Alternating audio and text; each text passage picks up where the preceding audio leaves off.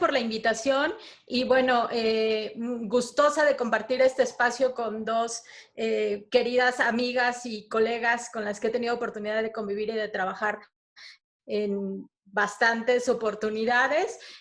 Y bueno, nada más quisiera yo enfocarme un poco, digo, ya Ali y Sandra han expuesto este trabajo, ya hemos tenido oportunidad de revisarlo, y quisiera sobre todo enfocarme a las recomendaciones, ¿no? El qué nos toca hacer, ¿no? Desde sociedad civil, desde gobierno, desde cada una de nuestras trincheras, y me quiero enfocar sobre todo a cuatro aspectos, ¿no?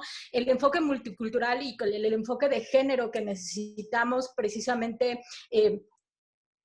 colocar cuando hablamos y cuando trabajamos en temas de trabajo infantil.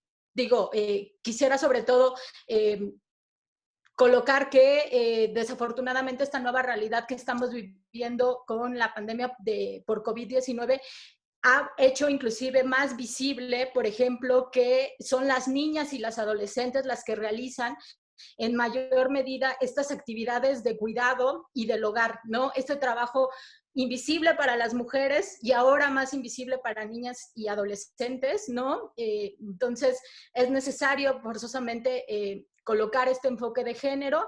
Todo el tema de la armonización legislativa, como mencionaba Sandra, tenemos una infinidad de instrumentos internacionales y ahora ya nacionales que necesitan ser armonizados. Es urgente esta armonización de la Ley General con la Ley Federal del Trabajo y sobre todo con estas nuevas implicaciones que tenemos al ser firmantes del nuevo Tratado de Libre Comercio, ¿no? Que tiene un apartado muy particular sobre trabajo y sobre temas de trabajo infantil, ¿no? Entonces es urgente hacer esta revisión y esta armonización, como decían, con este enfoque integral de derechos de niñas, niños y adolescentes. El tema de la visibilización, que creo que precisamente otorga un documento como este y que hemos estado colocando insistentemente, por lo menos desde Redim, en estudios, en documentos, en foros, en webinars, y que es necesario y urgente, ¿no? Seguir ahí colocando estos temas.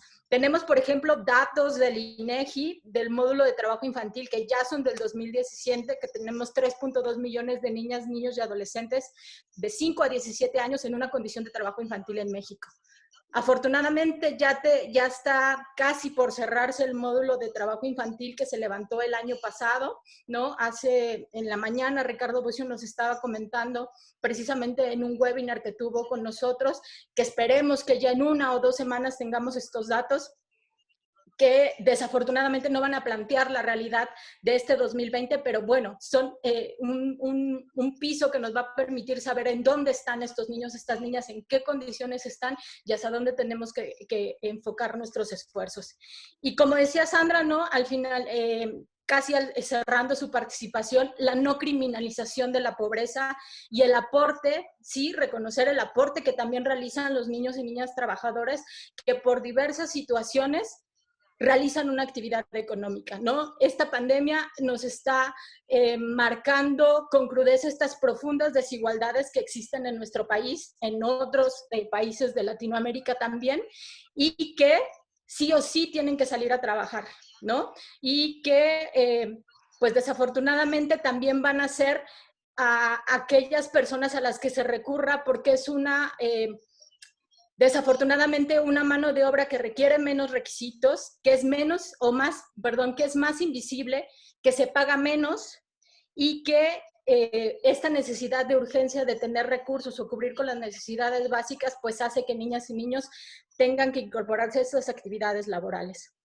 Para finalizar, quisiera, por ejemplo, comentar que algunas de nuestras organizaciones han realizado 3 consultas a nivel nacional precisamente para saber el sentir, las emociones y las necesidades de niñas, niños y adolescentes.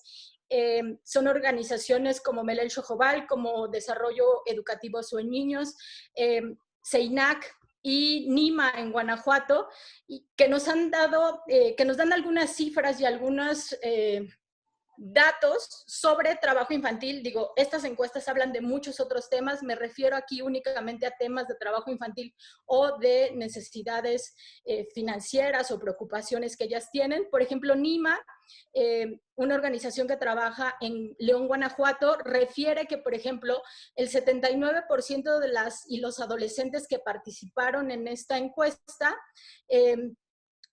están preocupados porque su mamá o su papá pierdan el trabajo. El 76.7 refleja una preocupación por no tener dinero para comer o para comprar lo necesario. Por ejemplo, la encuesta de CEINAC refiere que el 21.3 de las niñas, niños y adolescentes hidalguenses,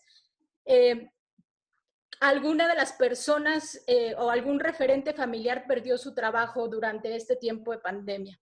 En Chiapas, por ejemplo, mencionan que el 43% ha tenido una pérdida en sus ingresos y que el 33% indica que sus familias han perdido estos empleos, ¿no? Entonces, es un tema que sigue ahí, que preocupa, que se ha agudizado desafortunadamente con el tema de la pandemia y que efectivamente nos sumamos a estas recomendaciones que colocan Alicia y Sandra en este documento y pues nada, ¿no? Seguir visibilizando el tema, acompañando y de manera particular enfatizar que no debemos criminalizar la pobreza y mucho menos a los niños y niñas trabajadores que tienen que realizar estas actividades económicas y más bien acompañar y solicitar que se realicen acciones ya inclusive mandatadas por diferentes organismos internacionales como estos programas integrales y universales para atender estas brechas de desigualdad, todos los apoyos económicos o financieros a las familias de más vulneradas, transferencias financieras, etcétera. Hay infinidad también de recomendaciones que se han hecho por parte de organizaciones de la sociedad civil y que es importante retomar. Muchas gracias.